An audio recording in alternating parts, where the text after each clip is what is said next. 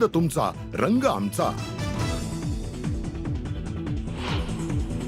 मेरे परम मित्र देवेंद्र फडणवीस जी तिच्या विजयानंतर पंतप्रधान मोदी यांच्याकडून देवेंद्र फडणवीस यांचं विशेष अभिनंदन।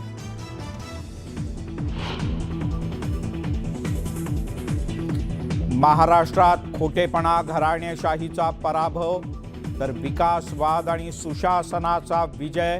पंतप्रधान मोदींचा विरोधकांवर हल्लाबोल।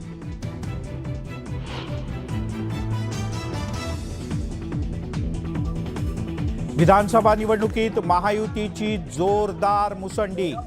235 जागांवर दणदणीत विजय। महाविकास आघाडीचा सुपडा साफ।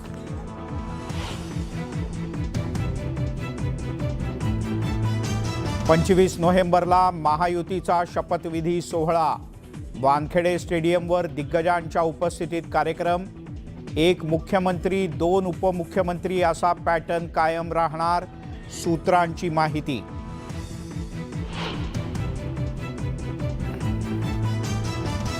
महायुतीच्या विजयाचं श्रेय पंतप्रधान मोदी आणि भाजप कार्यकर्त्यांचं। विजयानंतर फडणवीस यांच्याकडून कार्यकर्त्यांचं अभिनंदन।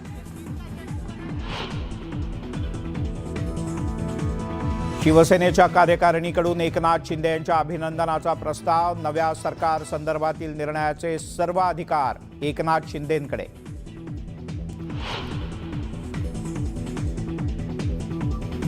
विधानसभा निवडणुकीचा निकाल अनाकलनीय। महाराष्ट्र असा वागेल यावर विश्वास नाही, उद्धव ठाकरे यांची प्रतिक्रिया।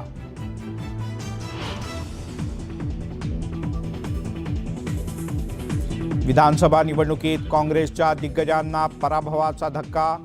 पृथ्वीराज चव्हाण, बाळासाहेब थोरात, यशोमती ठाकूर यांच्यासह बड्या नेत्यांवर पराभवाची नामुष्की।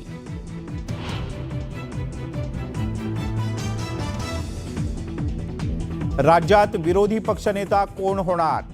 कोणत्याही विरोधी पक्षाला 29चा आकडा गाठता न आल्यानं चर्चांना उधाण।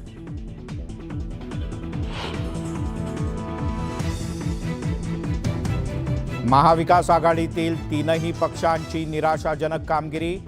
100 पेक्षा जास्त जागा लढवणाऱ्या काँग्रेसला 15, उबाठाला 20 तर शरद पवार यांच्या राष्ट्रवादीला फक्त 10 जागा।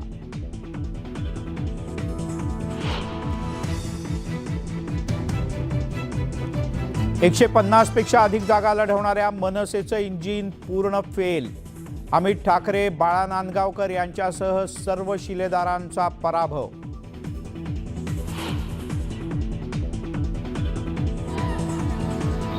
कोल्हापूरच्या चंदगडमध्ये विजयी रॅलीत भडका। जेसीबीतून गुलाल उधळताना आगीचा भडका। व्हिडिओ सोशल मीडियात व्हायरल।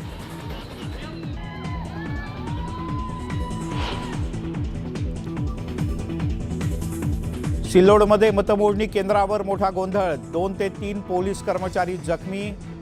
सिल्लोडमध्ये कलम 144 लागू।